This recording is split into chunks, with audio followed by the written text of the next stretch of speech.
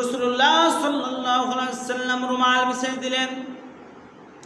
দেও, যার যে সামর্থ্য আছে তোমরা সদকা করো, তোমরা দান করো আল্লাহর রাস্তায়। সাহাবায়ে কেরাম সকলে বাড়িতে চলে গেছে। বাড়িতে সেই সময় সব আনতে গেছে। হযরত ওমর ফারুক রাদিয়াল্লাহু তাআলা আনহু মনে মনে ভাবলেন, আমি আবু বকর রাদিয়াল্লাহু তাআলা আনহু ভাই আবু বকরের উপরে আমি কোনোদিন আমল করতে পারি নাই। ভাই আবু বকর সে আমল করতে করতে সেও অনেক উচ্চই চলে গেছে। আজকে তার চাইতে আমার কাছে ধন সম্পদ বেশি, সুতরাং আমার ঘরে যে ধন সম্পদ আছে তার অর্ধেক আমি নিয়ে যাব। হযরত ওমর ফারুক রাদিয়াল্লাহু তাআলা আনহু আল্লাহর প্রিয় রাসূল সাল্লাল্লাহু আলাইহি ওয়াসাল্লামের সাহাবী, আল্লাহর প্রিয় রাসূলের জন্য নিয়ে গেছেন। আল্লাহর প্রিয় রাসূল হযরত ওমরকে ডাক দিয়ে বললেন, ওমর তুমি তোমার ঘরে কি রেখে এসেছো? তুমি কতটুকু মাল নিয়ে আসছো, ধন সম্পদ নিয়ে আসছো? হযরত ওমর ফারুক রাদিয়াল্লাহু তাআলা আনহু বললেন, ইয়া রাসূলুল্লাহ, আমার জন্য তথা আমার যে ধন সম্পদ আল্লাহ তাআলা দিয়েছেন তার অর্ধেক ধন সম্পদ আমি আপনার জন্য নিয়ে এসেছি। সুবহানাল্লাহ, আমি অর্ধেক নিয়ে এসেছি।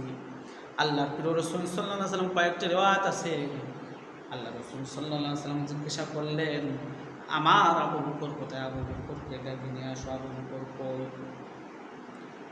আবু বকর কোথায়? ডাক দিয়ে নিয়ে আসো।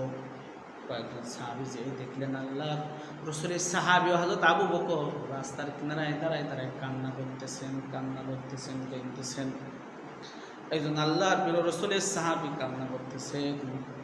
এটা দেখে প্রিয় রাসূলের সাহাবী হযরত ওমর ফারুক রাদিয়াল্লাহু তাআলা আনহু রাসূলের দরবারে আসেন, রাসূলের কাছে আসেন।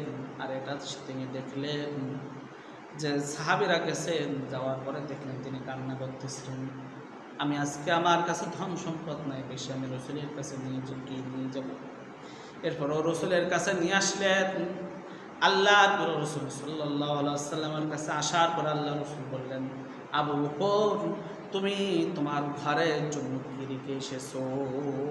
তুমি তোমার ঘরের জন্য কি রেখে এসেছো? ওমরের ফারুকের কাছে জিজ্ঞাসা করলেন, তুমি কি নিয়ে এসেছো, কতটুকু নিয়ে এসেছো? আর হযরতে আবু বকর রাদিয়াল্লাহু তাআলা আনহুর কাছে জিজ্ঞাসা করলেন, আবু বকর তুমি কতটুকু রেখে এসেছো, ঘরের জন্য কি রেখে এসেছো? হযরতে আবু বকর রাদিয়াল্লাহু তাআলা আনহু যে কথাটা বললেন, আশ্চর্য একটি কথা। হযরত আবু বকর রাদিয়াল্লাহু তাআলা আনহু বললেন, ইয়া রাসূলুল্লাহ, ইয়া হাবিবাল্লাহ, আমার ঘরের জন্য আমি কিছু রেখে আসি না, আমি আমার ঘরের জন্য আল্লাহ এবং আল্লাহর রাসূলকে রেখে এসেছি। সুবহানাল্লাহ। সাহাবী হযরত আসমা রাদিয়াল্লাহু তাআলা আবু বকর রাদিয়াল্লাহু তাআলা আনহুর কাছে জিজ্ঞাসা করলেন। আবু বকর রাদিয়াল্লাহু তাআলা আনহু দেওয়ালের গায়ে এমনভাবে খুঁজতেছেন, কি জন্য খুঁজতেছেন? খোঁজাখুঁজি করতেছেন। হযরত আবু বকর রাদিয়াল্লাহু তাআলা আনহুর কন্যা আসমা রাদিয়াল্লাহু তাআলা আনহা বললেন, বাবা আপনি কি খোঁজ করতেছেন?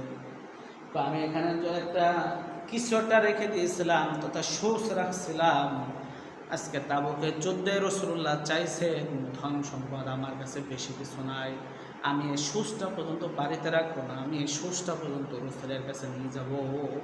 এই জন্য আল্লাহর প্রিয় রাসূল মুহাম্মদুর রাসূলুল্লাহ সাল্লাল্লাহু আলাইহি ওয়াসাল্লাম বললেন, এজন্য তিনি বলেন যে জান্নাতের ভিতরে সকলে যাইতে যাবে, রোজাদারের জন্য রোজাদারের জান্নাতের গেট আছে, যারা বেশি নামাজে নফল নামাজ কালাম দিয়েছে পড়ছে তাদের জন্য নামাজের গেট আছে, যারা হজ করেছে বারবার তথা একটা আমলের দরজা দিয়ে জান্নাতি ব্যক্তিদেরকে ডাকতে থাকবেন।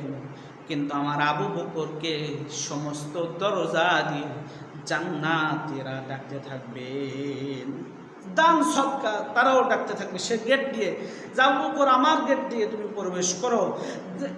নামাজ সে বলবে আমার গেট দিয়ে তুমি প্রবেশ করো, রোজাও বলবে আমার গেট দিয়ে প্রবেশ করো, দান সৎকা সেও বলবে আমার গেট দিয়ে তুমি প্রবেশ করো। সুবহানাল্লাহ, এত আমলদারে তিনি একজন সাহাবী ছিলেন। সিদ্দিক আকবর আবু বকর সিদ্দিক রাদিয়াল্লাহু তাআলা।